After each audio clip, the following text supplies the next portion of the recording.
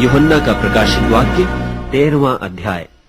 और मैंने एक पशु को समुद्र में से निकलते हुए देखा, जिसके 10 सींग और 7 सिर थे, और उसके सींगों पर 10 राजमुकुट और उसके सिरों पर निंदा के नाम लिखे हुए थे। और जो पशु मैंने देखा वह चीते की नाई था, और उसके पांव भालू के से और मुंह सिंह का सा था। और उस अजगर ने अपनी सामर्थ और अपना सिंहासन और बड़ा अधिकार उसे दे दिया। और मैंने उसके सिरों में से एक पर ऐसा भारी घाव लगा देखा, मानो वह मरने पर है। फिर उसका प्राण घातक घाव अच्छा हो गया। और सारी पृथ्वी के लोग उस पशु के पीछे पीछे अचंभा करते हुए चले, और उन्होंने अजगर की पूजा की, क्योंकि उसने पशु को अपना अधिकार दे दिया था। और यह कहकर पशु की पूजा की कि इस पशु के समान कौन है, कौन उससे लड़ सकता है। और बड़े बोल बोलने और निंदा करने के लिए उसे एक मुंह दिया गया, और उसे 42 महीने तक काम करने का अधिकार दिया गया। और उसने परमेश्वर की निंदा करने के लिए मुंह खोला कि उसके नाम और उसके तंबू अर्थात स्वर्ग के रहने वालों की निंदा करे। और उसे यह अधिकार दिया गया कि पवित्र लोगों से लड़े और उन पर जय पाए।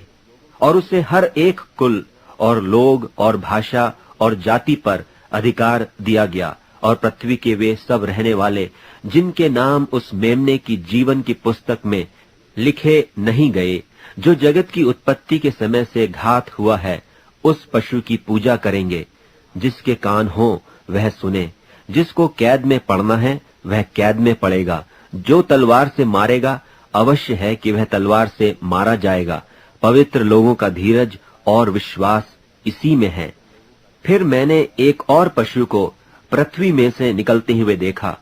उसके मेमने के से 2 सींग थे, और वह अजगर की नाई बोलता था।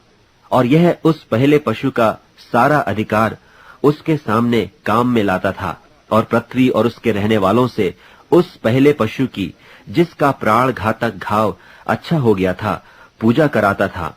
और वह बड़े बड़े चिन्ह दिखाता था, यहाँ तक कि मनुष्यों के सामने स्वर्ग से पृथ्वी पर आग बरसा देता था। और उन चिन्हों के कारण जिन्हें उस पशु के सामने दिखाने का अधिकार उसे दिया गया था, वह पृथ्वी के रहने वालों को इस प्रकार भरमाता था कि पृथ्वी के रहने वालों से कहता था कि जिस पशु के तलवार लगी थी वह जी गया है, उसकी मूरत बनाओ। और उसे उस पशु की मूरत में प्राण डालने का अधिकार दिया गया कि पशु की मूरत बोलने लगे। और जितने लोग उस पशु की मूरत की पूजा न करें उन्हें मरवा डाले। और उसने छोटे बड़े, धनी, कंगाल, स्वतंत्र, दास सबके दाहिने हाथ या उनके माथे पर एक एक छाप करा दी कि उसको छोड़ जिस पर छाप अर्थात उस पशु का नाम या उसके नाम का अंक हो, और कोई लेन देन न कर सके। ज्ञान इसी में है, जिसे बुद्धि हो वह इस पशु का अंक जोड़ ले, क्योंकि वह मनुष्य का अंक है और उसका अंक 666 है।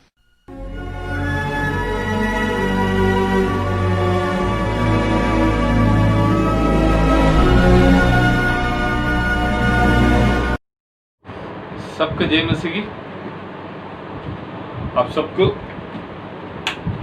इस आराधना में स्वागत करता हूं।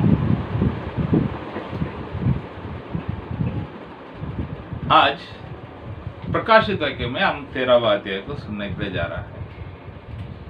आज से प्रकाशित वाक्यों में बहुत सीरियस बात सब चालू होने वाला है। ठीक है, इसके लिए उसके पहले हम कुछ इतिहास की बातों को आज सीखकर उसके आगे हम जाएंगे, तो इन बातों के बाद जो भी हो रहा है उसको आप लोग अच्छी तरह से समझ सकोगे।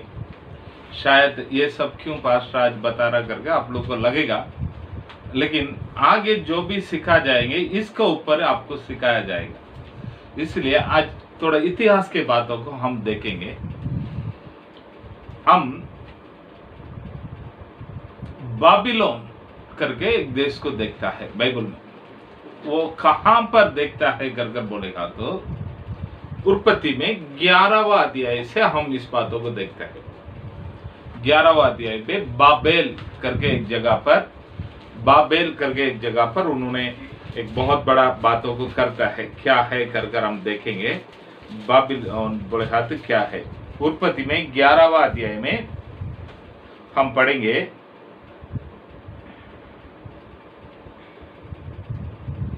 4वां वचन से, 4 से पढ़िए। फिर उन्होंने कहा, आओ हम एक नगर और एक घुमट बना ले, जिसकी चोटी आकाश से बातें करे। इस प्रकार से हम अपने नाम करें, ऐसा न हो कि हमको सारी पृथ्वी पर फैलना पड़े। ठीक है, प्रभु का आज्ञा क्या है, प्रभु का आज्ञा क्या है कर देखेंगे तो हम देखते हैं 9वां अध्याय में 7वां वचन को पढ़ते हैं। और तुम फूलो फलो और बढ़ो और पृथ्वी पर बहुतायत से संतान उत्पन्न करो। ठीक है, ये पहले वचन को पढ़िए। फिर परमेश्वर ने नूह और उसके पुत्रों को आशीष दी और उनसे कहा, फूलो फलो और बढ़ो और पृथ्वी में भर जाओ। परमेश्वर का आज्ञा क्या है? फूलो फलो पृथ्वी पर फैल जाओ, फूलो फलो पृथ्वी पर फैल जाओ। अब यहाँ का लोग 11वां अध्याय में क्या बोलता है? 11वां अध्याय में 4वां वचन में हम पढ़ते हैं, फिर उन्होंने कहा, आओ हम एक नगर और एक घुमट बना ले, जिसकी चोटी आकाश से बातें करे। इस प्रकार से हम अपना नाम करें, इस प्रकार से हम अपना नाम करें। ऐसा ना हो कि हमको सारे पृथ्वी पर फैलना पड़े। तो प्रभु का आज्ञा क्या है? सारे पृथ्वी पर फैल जाओ। इन लोग बोलता है सारे पृथ्वी में हम फैलना ना पड़े, इसलिए हमारे लिए एक नगर बनाएंगे। कहां पर बांधता है? बाबेल। तो वही जगह पर आज वो बाबिलोन भी है। ठीक है, तो यहाँ पर प्रभु जो बोलता है उस बातों का सीधा उल्टा बोलता है। एदेन वाटिका में भी यही बातों को देखता है। प्रभु बोलता है ये फलों को मत खाओ, शैतान बोलता है खाओ। तो खाएंगे तो उस दिन मर जाएगा, प्रभु बोलता है। शैतान बोलता है तो मरने वाला नहीं, प्रभु के जैसे हो जाएगा। ठीक है, तो यहाँ पर भी वही बातों को देखते हैं। प्रभु बोलता है फैल जाओ, ये लोग बोलता है हम फैलना ना पड़े। तो ये बाबिलोन हमेशा किसको दर्शाता है? शैतान को दर्शाता है, शैतान का स्थान को दर्शाता है। यरूशलेम किसको दर्शाता है? हमेशा प्रभु को, प्रभु के लोगों को दर्शाता, प्रभु का शहर यरूशलेम कर हम देखते हैं। ठीक है, तो बाबिलोन के बारे में आज सीखने वाला है। बाबिलोन बोले हाँ तो क्या है? ठीक है, बाबिलोन में पहले मूर्ति पूजा चालू कहां पर इस दुनिया में हुआ है कर बोलेगा तो इस बाबिलोन में हुआ था। पहले मूर्ति पूजा इस बाबिलोन में हुआ है। पहले संस्कृति कहां पर शुरुआत हुआ है बोलेगा तो इस बाबिलोन में शुरुआत हुआ है। पहले राज्य नहीं तो राजनीति कहां पर शुरुआत हुआ है कर बोलेगा तो इस बाबिलोन में हुआ। 3 बातों को मैंने बताया है, इस 3 बातों को रखकर आगे हम सीखने वाला है। पहले मूर्ति पूजा किधर शुरुआत हुआ है बोलेगा तो इस बाबिलोन में शुरुआत हुआ। पहले संस्कृति यानी पहले संस्कृति कहां पर शुरुआत हुआ था? यूफ्रेटिस और टाइग्रिस रिवर के नदी के बीचों बीच मेसोपोटामिया करके एक जगह पर मेसोपोटामिया संस्कृति इस दुनिया में नंबर पहले संस्कृति वही है, मेसोपोटामिया संस्कृति है, वो एक बाबिलोन देश है। यहाँ पर ही पहले संस्कृति चालू हुआ है। तो और तीसरा क्या देखता है? राजनीति कहां पर पहले चालू हुआ है कर हम देखेंगे तो इस बाबिलोन में शुरुआत हुआ। ठीक है, तो पहले हम राजनीतिक संस्कृति को देखेंगे तो मेसोपोटामिया पहले संस्कृति है। उसके बाद कौन सा संस्कृति आया है कर हम देखेंगे तो मिस्री नाइल नदी का संस्कृति आया था। उसके बाद हमारा सिंध एक क्या बोलता है, हमारा भारत देश और पाकिस्तान के बीच में रहने वाला सिंध करके एक नदी है, उसके बीच में एक बड़ा संस्कृति चालू हुआ है। ठीक है, तो ऐसे हम देखने के लिए जाएगा तो बहुत सारी चीजों को देख सकता है। मैं ज्यादा उसमें डीपली नहीं जा रहा हूँ। पहले संस्कृति चालू हुआ है मेसोपोटामिया में। वो कहाँ पर है? बाबिलोन में है। ठीक है, बाबिलोन में है। तो संसार में रहने वाला सारे मूर्ति पूजा का जड़ किधर से आया है? बाबिलोन से आया है। संसार में रहने वाला सारे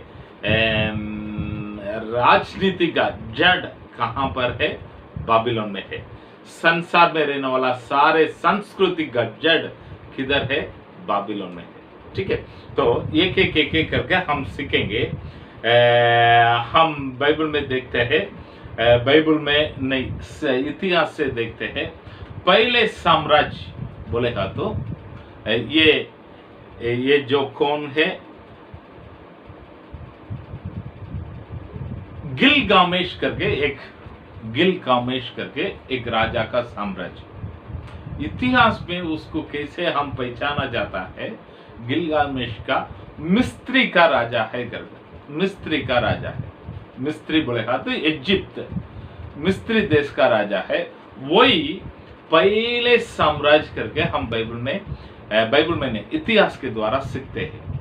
पहले साम्राज्य मिस्त्रियों का साम्राज्य है करके। लेकिन इतिहास में और भी कुछ गहराई से जाकर देखेगा तो वो मिस्त्री का राजा नहीं, वो बाबिलोन का राजा था। उसको मिस्त्री का राजा कर पहचाना जाता है। एक गिलगामेश को बाइबल में एक नाम दिया है। वो नाम क्या है मालूम है? निम्रोद। आइए हम बाइबल में देखते हैं। 10वां अध्याय 11वां अध्याय में 10वां अध्याय में हम देखते हैं। उत्पत्ति में 10वां अध्याय में हम देखते हैं 9वां वचन। वह यहोवा की दृष्टि में पराक्रमी शिकार करने वाला ठहरा। इससे यह कहावत चली है, निम्रोद के समान यहोवा की दृष्टि में पराक्रमी। ठीक है, तो बाइबल स्कॉलर्स का कहना ये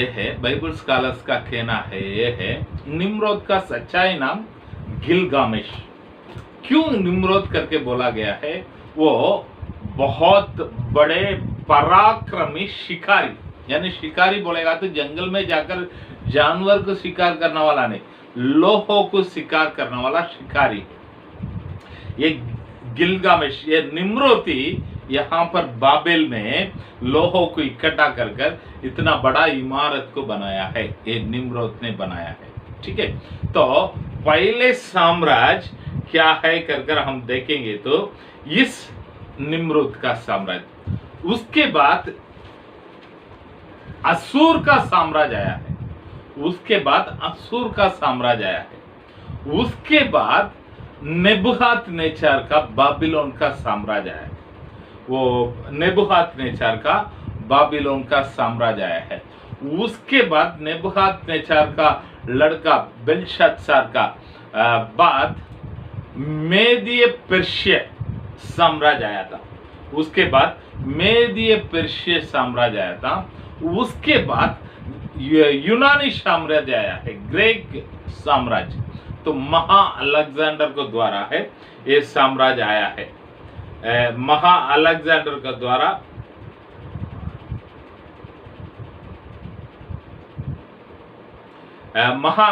के द्वारा इस साम्राज्य आया है।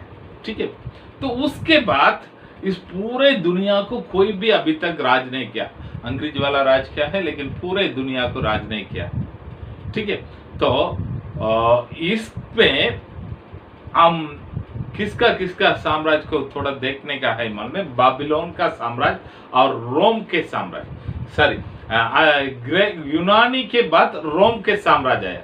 रोम का साम्राज्य लगभग 5.5 सेंचुरी यानी 550 साल पूरे दुनिया का राज किया है। उसके बाद हम ये लोग पूरे संसार को राज किया है कर किसी को भी हम बोल नहीं सकता है। ठीक है, हम नजर देने का है किसको मालूम है? बाबिलोन का साम्राज्य को और ये रोम का साम्राज्य को। ठीक है, तो हम देखते हैं जनरल पॉम्पे करके बोलने वाला एक रोम का केसर उस रोम का साम्राज्य को स्थापित किया था। उसके बाद अगस्तुस और जूलियस सीसर, अगस्तुस सीसर और जूलियस सीसर, इन लोग ने इसको बहुत बड़े साम्राज्य के रूप में इनको बदल दिया था। लगभग 5.5 सेंचुरी इन लोग ने राज किया था। यीशु मसीह जब दुनिया में आया था तभी इस रोम का साम्राज्य इस देश में, इस दुनिया में राज कर रहा था।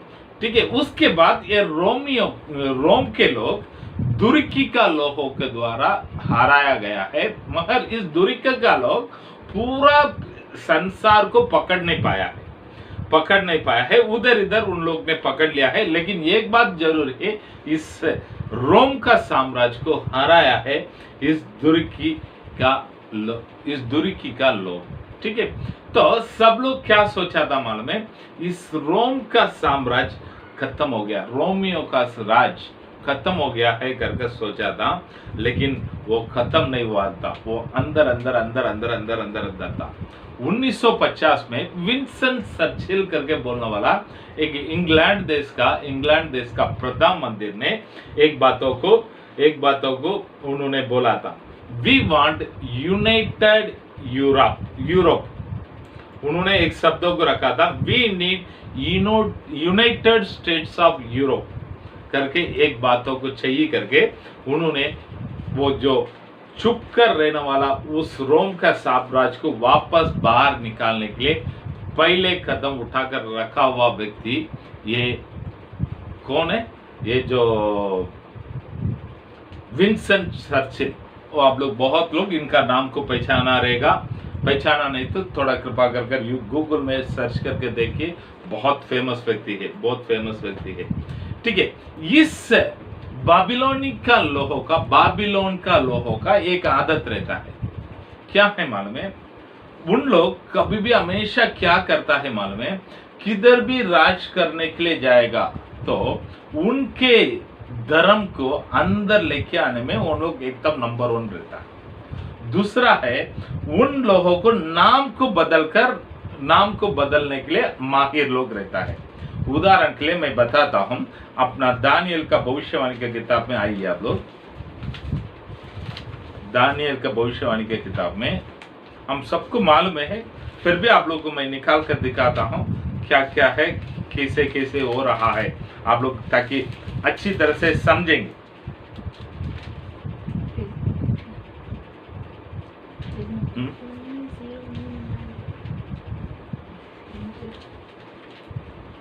पहले अध्याय में, दानियल का भविष्यवाणी के पुस्तक में पहले अध्याय में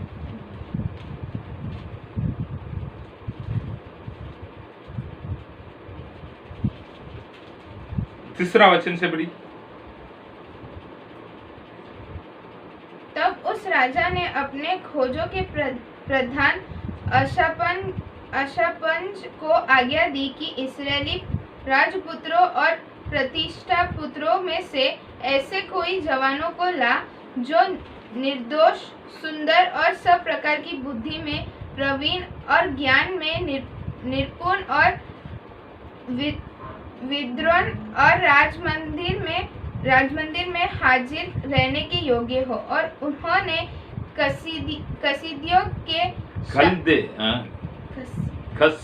की शास्त्र और भाषा को शिक्षा ले।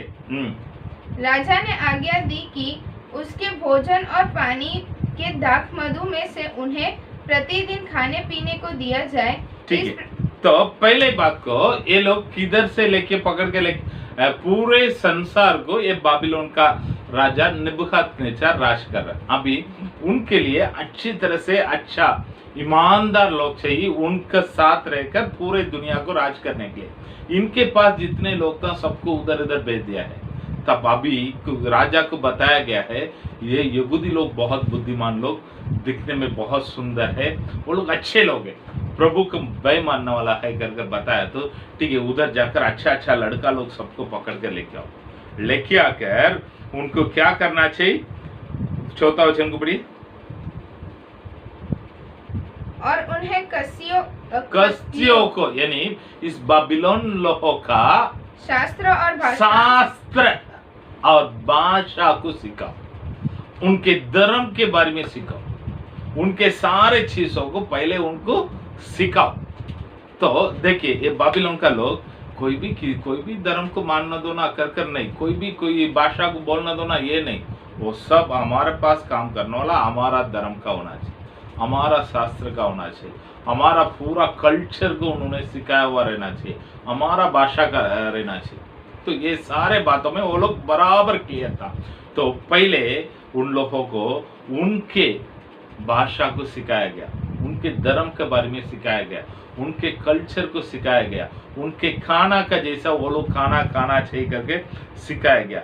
दूसरे उनके लिए क्या किया है कर देखेंगे तो राजा ने एक मिनट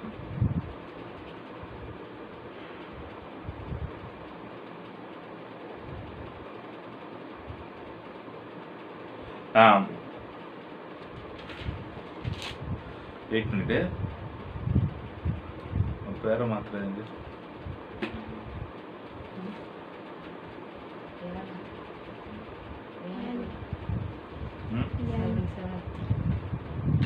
सात वचन को पढ़िए। खोजों के प्रधान ने उनके दूसरे नाम रखे, अर्थात देखिए, ये लोग ने पहले उनका कल्चर को सिखाया, उनका धर्म का बारे में सिखाया, भाषा को सिखाया है, उनके खाने का स्टाइल उनके जैसे खाने के लिए सिखाया है, उसके बाद उसका नाम को भी सिखाया, यानी बदल दिया। कारण क्या है? ये लोग यहूदी नहीं, यहूदी होकर हमारा साथ नहीं रहना चाहिए, पहले हमारे जैसे बदल जाना चाहिए। तो इस बाबिलोन लोगों का एक काम रहता है, उनके जैसे दूसरे को बदल देता है। अभी देखेंगे तो दानियल को क्या नाम दिया है? बेलशात्सार। और अननिया को क्या दिया है? शाद्रक। मिशाएल को क्या दिया है? मेशक।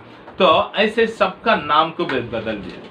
तो ये खासियत बात इन लोग का, बाबिलोनिया लोगों का, किधर भी वो लोग जाएंगे तो अपना जो भी है अंदर घुसाने में आगे रहता है, अंदर घुसाने में आगे रहता है।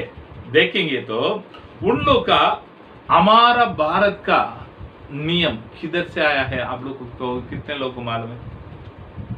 हम सब आंख बंद करके बोलेंगे, क्या बातों को बोलेंगे मालूम है? हमारा डॉक्टर बाबा साहेब अम्बेडकर ने भारत का नियमों को लिख कर दिया था करके बहुत लोग बोलता है, लेकिन ये बात सही है। अम्बेडकर साहब ने क्या किया है कर बोलेगा तो अंग्रेजी वाला का, इंग्लैंड का जो भी कानून कायदा है उसको बराबर कॉपी करके इधर दे दिया। ये बात सही, ये बात सही है। अभी हमारे बीच में इस बातों में बहुत सारे सवाल है। आज भी हमारा भाजपा का सरकार बोलता है हमारा कानून में कुछ बदलावट चाहिए करके, कारण अंग्रेजी वाला का उन्होंने ऐसे दे दिया है, उसमें बदलना चाहिए करके बोलता है। ठीक है, जो भी है वो राजनीति का बात में मैं अंदर जाना नहीं चाहता हूं, मगर ये बात सही, हमारा भारत देश का कानून कायदा अंग्रेजी वाला का है। अंग्रेजी वाला का कानून कायदा किधर से आया है कर देखेंगे तो रोमियो का कानून कायदा को उन लोग ने डुप्लीकेट किया। रोमी लोग अपना कानून कायदा को किस बात से डुप्लीकेट किया है कर बोलेगा तो इस बाबिलोन का लोगों का कानून कायदा को डुप्लीकेट किया है। तो पास्टर आप ऐसा कैसा बोलता है? रोम का, बाबिलोन का, अंग्रेजी वाला का हमारा क्या संबंध करके आप लोग बोलेंगे। मैं एक केवल उदाहरण आप लोग को बाइबल से बताता हूं। प्रेरितों के काम में हम एक बातों को पढ़ते हैं। प्रेरितों का काम में आइए,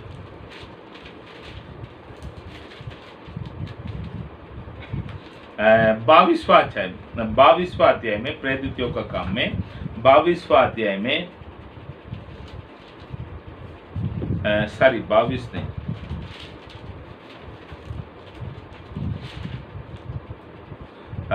25वां अध्याय में 16वां वचन क्या बताता है? परंतु मैंने उनको उत्तर दिया कि रोमियो की यह रीति नहीं की, रोमियो का यह रीति नहीं की किसी मनुष्य को दंड के लिए सौंप दे। किसी मनुष्य को दंड के लिए सौंप दे जब तक मुग्धालय को अपने मुग्धइयों के सामने खड़ा होकर दोष मुर्दों को सब अपने मुग्धइयों के सामने खड़े होकर दोष के उत्तर देने का अवसर न दोष मिले। का उत्तर देने का अवसर ना मिले। तो हमारा गांधी जी हमेशा एक बात बताता है, 100 अधर्मी लोग छुड़ गया तो भी चलेगा, एक धर्मी व्यक्ति दंड नहीं पाना चाहिए। 100 अधर्मी लोग, गलत किया हुआ लोग छुड़ गया तो भी चलेगा, लेकिन एक धर्मी व्यक्ति का दंड नहीं होना चाहिए करके बोलता है। यही बातों को यहाँ पर भी बताता है। ये लोग किधर से सीखा है? बाबिलोन का उधर से सीखा है। तो आप देखेंगे तो हमारा देश का कानून कायदा सब किधर से आया है कर बोलेगा तो अंग्रेज वाला से आया। अंग्रेज वाला किधर से कॉपी किया है? रोम का लोगों से कॉपी किया। रोम का लोग किधर से कॉपी किया है तो बोलेगा तो बाबिलोन का लोग। तो हाँ या ना बोलेंगे तो भी हमारा देश के अंदर बाबिलोन का स्पिरिट कानून कायदा के द्वारा है, कानून कायदा के द्वारा है। तो शायद आप लोग ये बातों को समझने के लिए कठिन रहेगा, लेकिन मैं जो बोलता हूँ सही, मैं जो बोलता हूँ सही है। ठीक है, दूसरा बातों को आप देखते हैं, संस्कृति। संस्कृति बोलेगा तो शुरुआत वहां से ही हुआ, वहां से चालू हुआ है। वो लोग की पूरा संसार को राज किया है, और वो लोग राज करने के बाद कौन राज में आया है करके देखेगा तो मेदी पर्शिया का लोग राज किया है। मेदी पर्शिया का लोग का राज के बाद यूनानी लोग, जो ही ग्रीक लोग, यूनानी लोग, उन लोग भी अपने संस्कृति को सब जगह पर फैलाने में एकदम आगे था। फिलिपी शहर को वो लोग अपने संस्कृति को बढ़ाने के लिए यहाँ पर यूरोपा में फिलिपो कर एक शहर को बनाकर वहां से उन लोग यूनानी लोगों को लेके आकर भर्ती किया है। वहां से उन लोग अपने संस्कृति को सब जगह पर फैलाना शुरुआत किया है। तो ये संस्कृति किधर से आया है? बाबिलोन से आया है। सारे धर्म आया किधर से? बाबिलोन से। मैं कुछ बातों को आप लोग को बताता हूँ, शायद आप लोग को ये बात समझने के लिए कठिन है, लेकिन ये बात सही समझने के लिए कठिन है। ऐसा कैसा है कर बोलेंगे, लेकिन मैं जो बोल रहा हूँ वो 100% सही है। इतिहास में हुआ है। एक बात है, आपको कुछ मैं फोटोज को दिखाता हूँ, आप लोग देखिए। तो आप जो देखते हैं ना, ये क्या है लगता है आपको? बाबेल इमारत बनाया गया रहेगा तो ऐसे आता था।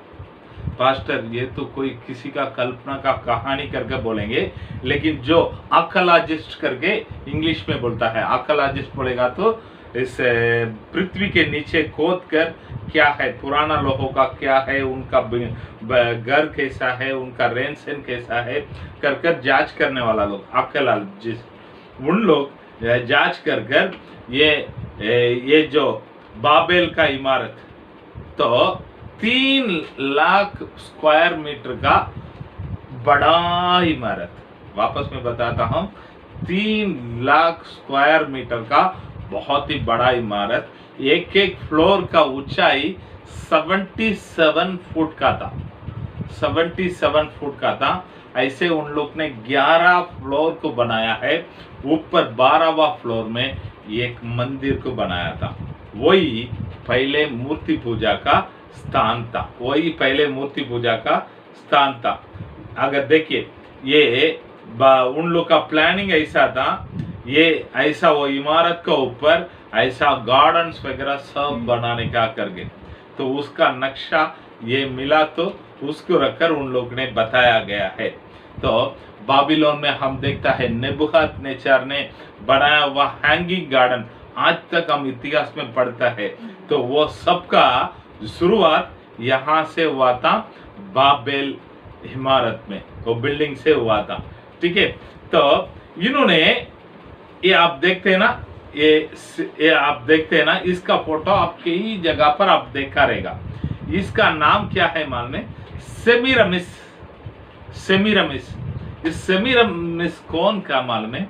ये जो हम निम्रोद करके बाइबल में पढ़ते हैं ना, निम्रोद करके बाइबल में पढ़ते हैं ना, उस निम्रोद का माँ है, निम्रोद का माँ है सेमीरामिस। इस सेमीरामिस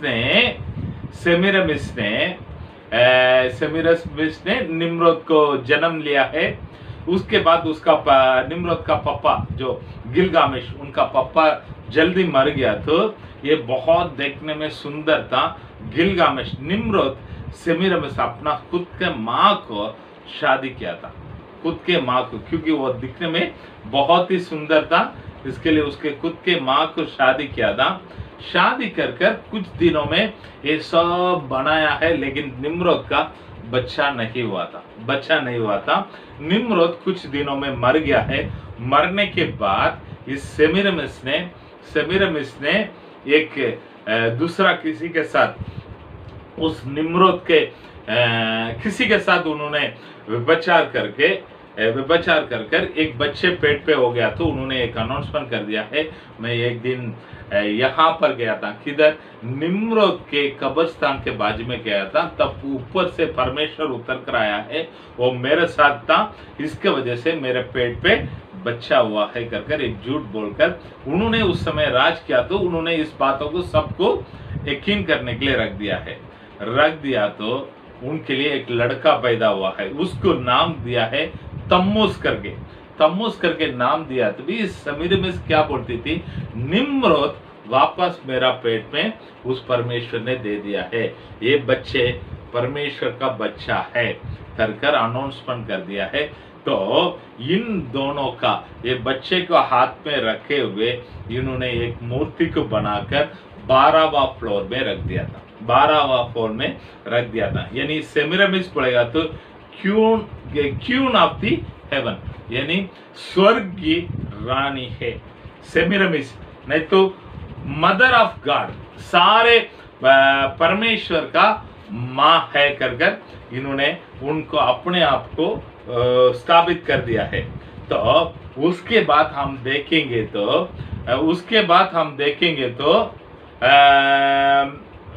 जो रिलीजियस मिस्ट्री करके, हम रिलीजियस का सब कहाँ से शुरुआत हुआ है कर हम देखेगा, तो बाबिलोन, सेमीरामिस विद तम्मुस, ये फोटो का आप लोग कई जगह पर देखा रहेगा। इजिप्ट में इसिस विद हारास, इजिप्ट मिस्र देश में ये इसिस करके एक औरत, हरास करके अपने बच्चे को हाथ में रखे हुए एक मूर्ति को वो लोग ने रखकर उन लोग ने मानने लगा। क्रिश्चियनिटी में भी हमारा प्रभु के लोग भी बाबिलोन के राज में, जब रोम के लोग राज करने के समय इन लोग ऐसे ही नाम को बदल दिया है, इसका नाम को बदल दिया। क्या नाम रख दिया है? मरियम। ये जो बच्चे को क्या नाम दे दिया है? यीशु मसीह करके नाम दे दिया, यीशु मसीह करके नाम दे दिया है। तो इन लोगों को पहले से ये आदत है, नाम बदलने का आदत है। अभी मैं बताता हूँ, हमारा देश में भी देवी की, उसका हाथ में क्या है?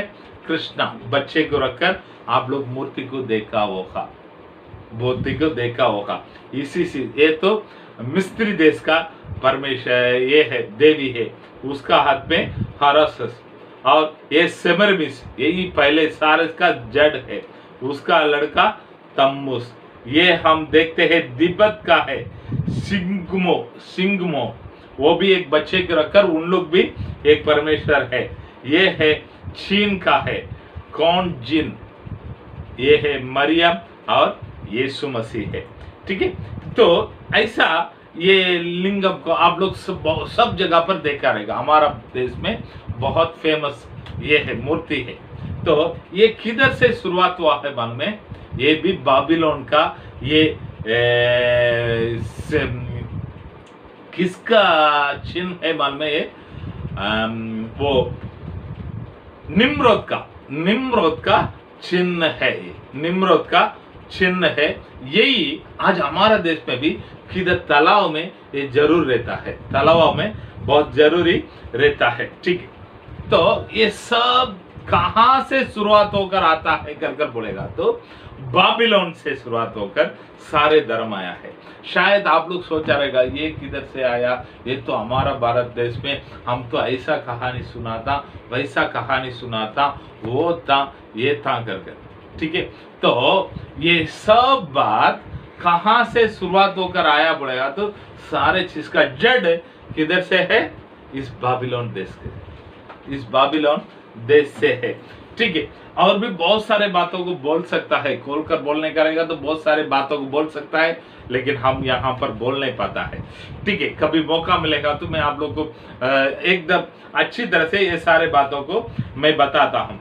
यीशु मसीह के पहले 312 में कॉन्स्टेंटाइन करके एक रोम का राजा ने मसीह का व्यक्ति बन गया है, क्रिश्चियन बन गया है। उन्होंने सारे लोगों को बोला है पूरे लोग क्रिश्चियन धर्म को बदलो कर। तो बदलने के बाद इन लोग ने एक कानून को बदलते आया है।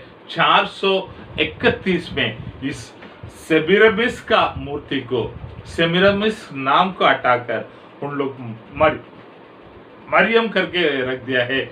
वो तम्मुस का नाम को हटाकर यीशु करके रख दिया है। उस फोटो को आज भी कई जगह पर हम देखने के लिए मिलता है, आज भी। तो ये कैसा मरियम परमेश्वर हो गई, ये वो लोग बना दिया, ये लोग बना दिया, कोई नहीं बनाया है। ये बाबिलोन का लोगों का चाल है। सारे धर्म के अंदर उन लोग घुस गया है। मैंने बोला है सारी प्रकार की संस्कृति में वो लोग कैसे आया है, दूसरा है धर्म में कैसे आया है, तीसरा है राजनीति में भी उन लोग बराबर सब जगह में से अंदर आ चुका था, राजनीति में भी आ चुका था। ठीक है, तो अब पहले छोड़ा हुआ बातों से मैं आता हूं। 1950 में 1950 में विंस्टन चर्चिल ने एक बातों को बताया था, हमें we need United State of Europe, यानी यूरोपियन इकोनॉमिक कम्युनिटी करके एक चीज चाहिए करके एक अनाउंसमेंट को पहले ये मुर्दा को आगे रखा हुआ व्यक्ति इस इंग्लैंड देश का विंस्टन चर्चिल, तो इन्होंने बोला। तो इसके बातों में बहुत सारे चर्चे हुआ है। 1957 में रोम के राज किधर किधर फैला हुआ था ना, उसमें से एक 6 देश लोग मिलकर एक सिग्नेचर कर यूरोपियन इकोनॉमिक कम्युनिटी कर एक यूरोप का एक कॉमन मार्केट को उन लोग ने EEC करके नाम से उन लोग ने बनाया है। EEC कर नाम से बनाया है। ये मार्केट, इस कम्युनिटी 1958 में जनवरी 1 तारीख में चालू हुआ था। ये पहले शुरुआत किधर से हुआ है, वो मार्केट यानी धंधा हम सब मिलकर करेंगे, यानी एक ही मार्केट रहेगा। कोई भी कुछ भी बनाया इधर आ जाओ, हमारा बीच में टैक्स नहीं रहेगा, कुछ नहीं रहेगा, कुछ परमिशन का जरूरत है, हम एक कॉमन मार्केट बनाएंगे कर ये लोग ने बनाया है। ये लोग ने बनाया। पहले कौन सा देश इसमें भाग लिया मालूम है? France, Holland, Germany, Luxembourg, great Britain, Ireland, Denmark, Belgium, Italy, Portugal, ये 10 देश लोग बाद में एकदम उसमें अंदर आकर इसको मजबूत बना दिया था। अब लगभग 28 देश, आज के दिनों में लगभग 28 देश इसका अंदर सब मिला हुआ है। इस यूरोपियन इकोनॉमिक कम्युनिटी में 28 देश मिला हुआ है। ठीक है, तो ये लोग अपने लिए एक पार्लियामेंट खड़ा किया है। उसमें 410 पार्लियामेंट मेंबर्स है। तो यानी हर देश में से, इस 28 देश में से चुना हुआ लोग इसके अंदर आएगा। इसमें 410 लोग हैं। इन लोग मिलकर इन लोग के लिए कॉमन पार्लियामेंट है। हमारा भारत के लिए पार्लियामेंट किधर है? दिल्ली में है। वैसे इन लोग ने अपने लिए एक कॉमन पार्लियामेंट बना के रखा है। इन लोग ने अपने लिए एक अलग से मिलिट्री फोर्स रखा है, अलग से मिलिट्री फोर्स रखा है। और इन लोग के बीच में पासपोर्ट का जरूरत नहीं, ये देश के बीच में आना जाने के लिए पासपोर्ट का जरूरत नहीं। इन लोग ये 28 देश का एक ही पैसा है, यूरो है। यूरो कर एक ही पैसा है, एक ही पैसा है। ये अभी किधर है करके देखेगा तो बेल्जियम देश में ब्रुसेल करके बोलने वाला एक शहर में ये इनके एक यूरोपियन इकोनॉमिक कम्युनिटी का हेड ऑफिस बेल्जियम में ब्रुसेल करके बोलने वाला एक जगह पर है।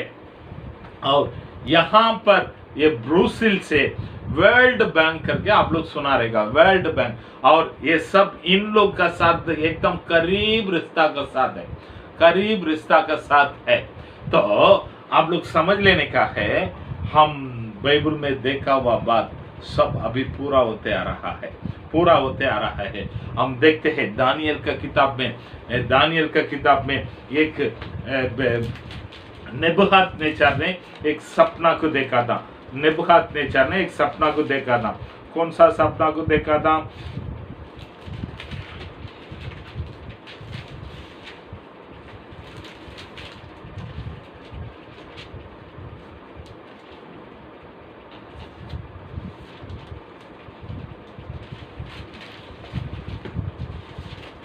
तीसरा अध्याय में, दूसरा अध्याय में हम इस बातों को देखते हैं। तो इस सपना के बारे में अब मैं ज्यादा नहीं बोल सकता हूँ, फिर भी थोड़ा थोड़ा क्या है कर मैं बताता हूँ। 29 से हम पढ़ेंगे। तो हे राजा, जब तुझको 31 से पढ़िए, 31 से पढ़िए। हे राजा, जब तू देख रहा था तब एक बड़ी मूर्ति देख पड़ी, और वह मूर्ति जो तेरे सामने खड़ी थी वह लंबी चौड़ी थी। उसकी चमक अनूप थी और उसका रूप भयंकर था। उस मूर्ति का सिर तो चोखे सोने का था और उसकी छाती और भुजाएं चांदी की, और उसका पेट और जागे पीतल की, उसकी टांगे लोहे की और उसके पाँव कुछ तो लोहे के और कुछ मिट्टी के थे। फिर देखते देखते तूने क्या देखा कि एक पत्थर ने बिना किसी के खोदे आप ही आप उखड़कर उस मूर्ति के पाँव पर लगकर जो लोहे और मिट्टी के थे उसको चूर चूर कर डाला। तब लोहा मिट्टी। ठीक है, आप लोग जाकर पढ़ लीजिएगा। उन्होंने क्या देखा है? एक बड़े मूर्ति को देखा है। उस मूर्ति का सिर कैसा था? चौके सोने था। तो उस राज किसका है करके बोला है? बाबिलोन का साम्राज्य करके बोला है। उसके बाद क्या आया है करके हम देखता है 32वां वचन में, उसके छाती और भुजाएं और चांदी के था। मेदिय पर्शिया का साम्राज्य करके उन्होंने पीछे लिखा है, आप लोग पढ़ लेंगे तो पता चल जाएगा। उसके पेट और बड़ो, उसके पेट और जांघें पित्तल की थी। वो कौन सा है? यूनानी ग्रीक का साम्राज्य करके हम देखा है। और उसकी टांगे लोहे की, उसके टांगे लोहे के है। और उसके पाँव कुछ तो लोहे के। तो उसके टांगे लोहे की थी। बोलेगा तो रोम का साम्राज्य, जैसे तो 2 टांग है वैसे वो लोग ईस्ट का एक साम्राज्य रोम का साम्राज्य, वेस्ट का रोम साम्राज्य करके 2 भाग में उन लोग ने राज किया था। ठीक है। और उसके पैर कैसा है? उसकी टांगे लोहे की और उसके पाँव कुछ तो लोहे के और कुछ पाँव मिट्टी के थे। कुछ तो लोहे के, कुछ तो मिट्टी के है। जैसे पाँव में 10 उंगलियां है, वैसे इस 10 देश लोग मिलकर आने वाला दिनों में राज करेंगे, आने वाला दिनों में राज करेंगे। यही बातों को दानियल मतलब को यहाँ पर बताया। दानियल कभी बताया है कर हम देखेंगे तो यीशु मसीह के पहले 570 साल के पहले ये बातों को बताता है। 570 सालों का पहले ये बातों को बताया है। अब कितना साल हो गया है? 2020 है, यानी हाँ कर कर एक 2600 साल हो गया, 2600 साल हो गया है। अब ये सब चीज पूरा हो रहा है, ये सब चीज पूरा हो रहा है। ठीक है, ये सब चीज पूरा हो रहा है। कैसे पूरा हो रहा है हम देखेंगे आने वाला दिन में ये यूरोपियन इकोनॉमिक कम्युनिटी कैसे राज करेगा कर कुछ बातों को मैं आप लोग को बताकर आज का संदेश को मैं खत्म करता हूं। कल इसके बारे में और अच्छी तरह से मैं बताता हूं। आइए अभी प्रकाशित वाक्य में 13वां अध्याय में पहले वचन को पढ़िए। जब मैंने एक पशु को समुद्र में से निकलते हुए देखा, जब मैंने एक पशु को समुद्र में से निकलते हुए देखा है, जिसके 10 सींग और 7 सिर थे, जिसके 10 सिंग है, सिंग और 7 सिर थे, 7 सिर थे। उसके सिंघों पर 10 राज मुकुट, उसके सिंगों पर 10 राज मुकुट, और उसके सिरों पर परमेश्वर की निंदा के नाम लिखे हुए थे। उसके सिरों पर परमेश्वर का निंदा का नाम लिखे हुए थे। ठीक है, ये कौन है कर हम देखना चाहिए। हम 11वां अध्याय पढ़ने के समय एक बातों को हम यहाँ पर देखा था। क्या देखा था? 1 मिनट, 11वां में क्या 12 में एक बातों को देखा था। पढ़िए 12 में 3रा वचन को। और एक और चिन्ह स्वर्ग में दिखाई दिया, और देखो एक बड़ा लाल अजगर था, जिसके 7 सिर और 10 सींग थे, और उसके सिरों पर 7 राज मुकुट थे। उसके सिरों पर 7 राज मुकुट थे। यहाँ पर हम देखते हैं 7 सिर था, 10 सिंह था और 10 मुकुट था। ठीक है, तो ये कौन है करके बोले? हाँ, तो ये शैतान, अजगर, सांप, वो पुराना सांप जो एदेन वाटिका में आया हुआ सांप, वो लूसीफर करके हम पहचानता है इसको। ये शैतान है। ये जो कौन है मालूम है? ये क्या लिखा है? एक पशु करके लिखा है। यानी ये पशु करके पड़ेगा तो कोई जंगली जानवर करके आप लोग मत सोचे। ये एक इंसान है। ये इंसान कैसे है हम देखते हैं। उसको 7 सिर, यानी 7 बोलेगा तो पूर्णता को हम देखा है, सिर बोलेगा तो ज्ञान को देखा है। बहुत ही फुल ऑफ विजडम, बहुत ही बुद्धिमान व्यक्ति है। और 10 सिंह बहुत ही सामर्थशाली है। और हम 10 सिर बोले तो क्या है? हम ईईसी में पढ़ा था, यूरोपियन इकोनॉमिक कम्युनिटी में भले 28 देश है, उसमें 10 देश पावरफुल देश आज भी है। तो आज भी है उस 10 से उन लोग पूरी तरीका से इनको सपोर्ट करते हैं। उन लोग पूरी तरीका से अपने अधिकार को इनको देगा। उसके लिए वो 10 राज मुकुट को यहाँ पर दर्शाता है। 10 राज मुकुट को यहाँ पर दर्शाता है। ठीक है, तो ये समुद्र में से उठकर आया हुआ है कर देखेगा तो बाइबल में समुद्र कर आएगा तो वो मेरिडियन सी को हिंदी में कैसा बोलता मुझे पता नहीं। मेरिडियन सी यानी मेरिडियन सी कैसे आता है? ऊपर का साइड में इस तरफ यूरोप है, इस तरफ एशिया है, नीचे का साइड में अफ्रीका है, उसके बीच में एक समुद्र है। उस समुद्र सबसे ज्यादा ट्रैफिक, जहाज का ट्रैफिक रहने वाला समुद्र वही है। ज्यादा बिजनेस होने वाला समुद्र भी, बिजनेस का शिप रहने वाला समुद्र भी वही है, क्योंकि वही एक समुद्र है। अफ्रीका, यूरोपिया में भी टच करता है कई देशों को, अफ्रीका में से भी कई देशों को टच करता है, आशिया का भी कई देशों को टच करता है। जितना भी क्रूड ऑयल का शिप वही समुद्र से ही निकलता है। सबसे ज्यादा ट्रैफिक रहने वाला समुद्र बोलेगा तो वही समुद्र है।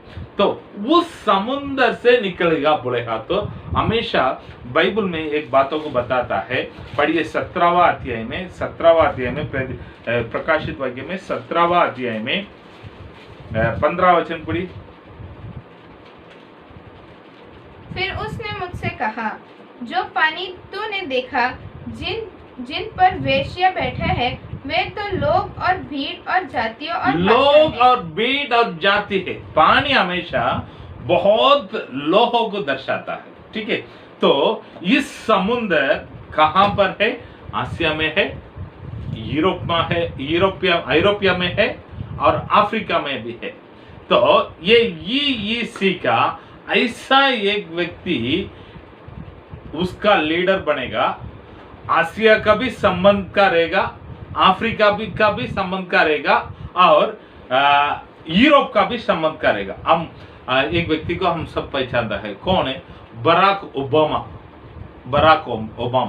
वो कौन है करके बोले हाँ, तो अभी ट्रंप के पहले अमेरिकन प्रेसिडेंट था। वो ट्रंप का पहले अमेरिकन प्रेसिडेंट था, लेकिन वो एक निग्रो था, अफ्रीका देश का रहने वाला एक निग्रो था। मगर वो जाकर सेटल हो गया अमेरिका में। वहां पर उन्होंने सब सिटीजनशिप लिया है, वहां पर इलेक्शन में खड़ा होकर उन्होंने जीत कर आया है, ठीक है। वैसे ये जो व्यक्ति अफ्रीका का भी संबंध करेगा, यूरोप का भी संबंध करेगा, आशिया का भी संबंध करेगा। ये लोग सब मिलकर इस व्यक्ति को इस यूरोपियन इकोनॉमिक कम्युनिटी का नेता बनाएगा। यूरोपियन इकोनॉमिक कम्युनिटी का नेता बनाएगा। ये लोग सब अपने पूरे अधिकार को इसका हाथों में देगा। वो कौन है कर देखेगा तो इस व्यक्ति को पशु कर बाइबल में बताता है। पढ़िए वापस 13 में पहले वचन को। तब मैंने एक पशु को समुद्र में से निकलते हुए देखा, जिसके 10 सींग और 7 सिर थे। उसके सींग पर 10 राजमुकुट और उसके सिरों पर परमेश्वर की निंदा के नाम लिखे हुए थे। ठीक है, दूसरा वचन में देखेंगे। जो पशु मैंने देखा वह चीते के समान था। चीते के समान था, ठीक है। वो चीते के समान बोलेगा तो वो क्या है हम करके देखेगा तो दानियल की किताब में 7वां अध्याय में एक वचनों को हम पढ़ते हैं। 7वां अध्याय में 6वां वचन को, दानियल का भविष्यवाणी का पुस्तक में 7वां अध्याय में 6वां वचन। इसके बाद मैंने दृष्टि की और देखो कि चीते के समान एक और जंतु है। चीते के समान एक और जंतु है जिसकी पीठ पर पक्षी के से 4 पंख हैं। पक्षी के 4 पंख है, ठीक है। तो ये किसके बारे में बताता है कर हम बाइबल में देखेंगे तो ये यूनानी साम्राज्य के बारे में बताता है। तो यूनानी साम्राज्य को स्थापित किया है कौन कर देखेगा तो महा अलेक्जेंडर अपना जवानीपन में हमारा भारत देश तक का आया है, लेकिन उसका अंदर आने पाया है तब तक उसका मलेरिया का बीमारी आ गया है, वो मर गया। तो महा अलेक्जेंडर ने बहुत स्पीड में उन्होंने आया है, जो लोग सामने मिला है सबको हरा कर फटाफट आया। तो वो चीते किसको दर्शाता है? यूनानी साम्राज्य को दर्शाता है, ग्रीक का साम्राज्य को दर्शाता है। और आगे 13वां वचन अध्याय में हम पढ़ते हैं। और उसके पाँव भालू के जैसे था। वही दानियल के किताब में हम पढ़ते हैं 7 में 5 भालू जिसको दर्शाता है करके।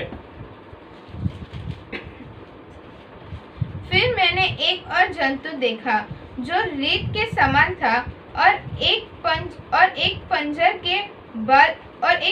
के बल उठा हुआ था और उसके पाँव और उसके मुंह में वो कैसे था? वापस पढ़ो।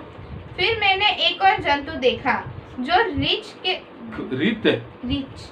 पड़ेगा तो यहाँ पर हमारे तमिल बाइबल में बालो करके लिखा है, बालो करके लिखा है, ठीक है। तो बालो किसको दर्शाता है? मेदिय पर्शिया साम्राज्य को बालो दर्शाता है। और हम देखते हैं 13 में दूसरा वचन को पढ़िए।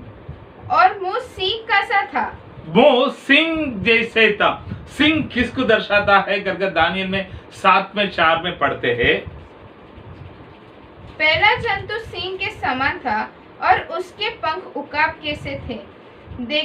मेरे देखते देखते उसके पंखों के पार नीचे हो गए और वह भूमि पर से उठकर मनुष्य के समान पांव के बल खड़ा। यहाँ पर देखिए, वो सब आप दानियल का पुस्तक को पढ़ लीजिएगा, तो इसी बातों को वहां पर भी बताता है, ठीक है, यहाँ पर भी है। तो आप लोगों को मैं दोनों बातों को सिखाता हूँ, ठीक है। ये सिंह किसको दर्शाता है? बाबिलोन साम्राज्य को दर्शाता है। इस बाबिलोन साम्राज्य का चिन्ह भी सिंह था। इन लोग बहुत तेज से, बहुत बलवंत से अपने पूरे देश को अपने हाथों के नीचे लेकर आया हुआ एक साम्राज्य था, ठीक है। इस पशु करके बोलने वाला ये एंटीक्रिस्ट, ये पशु, उसको पशु करके बाइबल में नाम दिया। इसने बुद्धि से भरपूर था और ताकतदार था। 10 साम्राज्य लोग ताकत है। इनका ताकत कैसे है करके बाइबल बताता है। मालूम है, मेदिय पर्शिया नहीं तो यूनानी, वो महा अलेक्जेंडर का जितना ताकत था उतना ताकत प्लस मेदिय पर्शिया देश का ताकत है, प्लस उसका साथ जोड़ दीजिएगा बाबिलोन का ताकत। इन सभी साम्राज्य का ताकत को एक ही साथ में लेकर बैठा रहेगा तो कितना ताकत रहेगा? उतना ताकत था।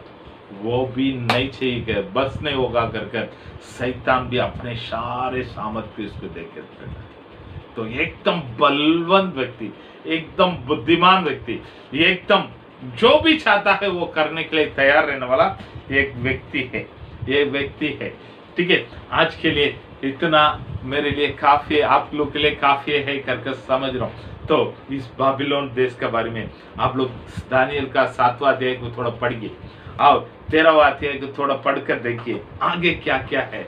मैं कल का दिनों में आप लोग को समझाता हूँ। प्रार्थना करेंगे। सर्वशक्तिमान महान परमेश्वर, आपको धन्यवाद करता हूँ इन दिनों में प्रभु जी। हालेलुया। बाबिलोन के बारे में थोड़ा बहुत सीखने के लिए आपने सहायता किया, धन्यवाद करता हूँ प्रभु जी। प्रभु हम सीख कर प्रभु जी आप में आगे बढ़ने के लिए और आप लोग के मार्ग में आगे बढ़ने के लिए सहायता कीजिएगा। जो लोग सुना है सभी को आशीष कीजिएगा। प्यार परमेश्वर यीशु मसीह के नाम से मांगता अच्छे पिता, आमीन। सबको जय मसीह की।